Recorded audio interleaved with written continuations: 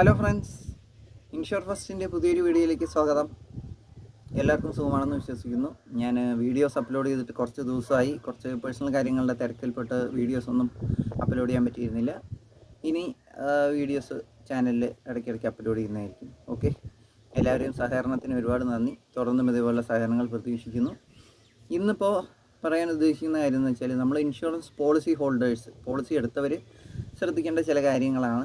എൻ്റെ അറിവിൽ എനിക്ക് മനസ്സിലായ ചില കാര്യങ്ങളാണ്. ഒന്ന്, നമ്മൾ പ്രധാനമായിട്ട് നോക്കേണ്ട കാര്യം പ്രീമിയം കൃത്യമായിട്ട് അടച്ചു പോകുക എന്നുള്ളതാണ്. അല്ലേ, നമ്മളിപ്പോൾ LIC ആണെങ്കിലും ഹെൽത്ത് ഇൻഷുറൻസ് ആണെങ്കിലും നമ്മൾ കൃത്യമായിട്ട് നമ്മുടെ പ്രീമിയം അടച്ചുകൊണ്ട് മുന്നോട്ട് പോവുക. കാരണം എന്താ വെച്ചാൽ, നമുക്ക് പ്രീമിയം കൃത്യമായിട്ട് അടയ്ക്കുമ്പോഴാണ് നമുക്ക് ക്ലെയിമിൻ്റെ കാര്യങ്ങൾക്കൊക്കെ നമുക്ക് എളുപ്പമാവുക. കാരണം പ്രീമിയം കൃത്യമായിട്ട് അടച്ച് ലൈവായ ഒരു പോളിസിയിൽ നമുക്ക് ക്ലെയിം കിട്ടാൻ എളുപ്പമായിരിക്കും.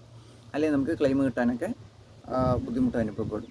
ഓക്കെ, മറ്റൊരു കാര്യം എന്താണെന്ന് വെച്ചാൽ, നമ്മൾ ഒരു ഏജൻറ്റിൻ്റെ സർവീസ് എപ്പോഴും നമുക്ക് ആവശ്യമാണ്. അതുകൊണ്ട് ഒരു ഏജൻറ്റിനെ നിങ്ങൾക്കൊരു ഏജൻറ്റിനെ നിർബന്ധമായിട്ടും നിങ്ങൾ അപ്പോയിൻറ്റ് ചെയ്യുക. ഏജൻറ്റ് ഇല്ല എന്നുണ്ടെങ്കിൽ ഒരു ഏജൻറ്റിൻ്റെ സർവീസ് ആവശ്യപ്പെട്ട്, നിങ്ങൾക്ക് അറിയുന്ന ആളാണെങ്കിൽ കുറച്ചുകൂടി നല്ലതാണ്.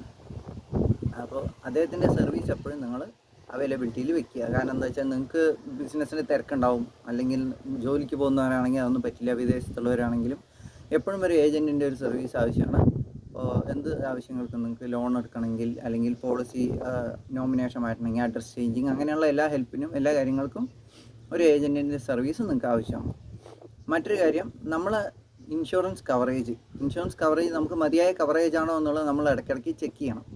ഉദാഹരണത്തിന്, ഇപ്പോൾ വിവാഹത്തിന് മുമ്പ് ഒരാൾ എടുത്ത പോളിസി ഒരു 5 ലക്ഷം രൂപയാണെങ്കിൽ, വിവാഹത്തിന് ശേഷം അദ്ദേഹത്തിൻ്റെ ബാധ്യതകൾ കൂടി, അദ്ദേഹത്തിന് ഭാര്യ വന്നു, ഒരു മെമ്പർ കൂടി വന്നു, പിന്നെ കുട്ടിയായി. അപ്പോൾ അദ്ദേഹത്തിൻ്റെ റിസ്ക്കും അദ്ദേഹത്തിൻ്റെ റിസ്ക് ഫാക്ടറൊക്കെ കൂടി. അപ്പോൾ അദ്ദേഹത്തിനെ ഡിപ്പെൻഡ് ചെയ്തിട്ട് ഒരു ഫാമിലി ആയി കഴിഞ്ഞു. ആ സമയത്ത് അദ്ദേഹം എന്തായാലും ഇൻഷുറൻസ് കവറേജ് കൂട്ടുന്നതിനെ പറ്റി ചിന്തിക്കണം.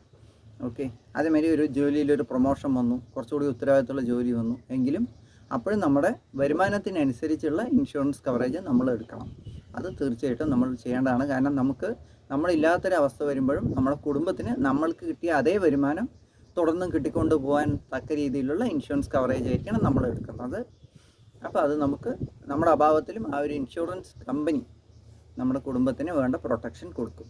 ഓക്കെ, അപ്പോൾ ഇങ്ങനെയുള്ള ചില കാര്യങ്ങളെല്ലാം നമ്മൾ ശ്രദ്ധിക്കുക. അതേമാതിരി എപ്പോഴും നമ്മൾ അപ്ഡേറ്റഡ് ആയിരിക്കുക. മാർക്കറ്റിൽ ഇൻഷുറൻസിൽ വരുന്ന മാറ്റങ്ങളെ പറ്റിയൊക്കെ നമ്മൾ എപ്പോഴും അറിഞ്ഞു വെക്കുക. അങ്ങനെയാകുമ്പോൾ നമുക്ക് കുറച്ചുകൂടി പ്ലാനുകൾ തിരഞ്ഞെടുക്കാനും എല്ലാം എളുപ്പമായിരിക്കും. ഓക്കെ, അപ്പോൾ വീഡിയോ അത്രയേ ഉള്ളൂ. മറ്റൊരു വീഡിയോയുമായി കാണുന്നവരേക്കും എല്ലാവർക്കും നന്ദി, നമസ്കാരം, ടാറ്റാ.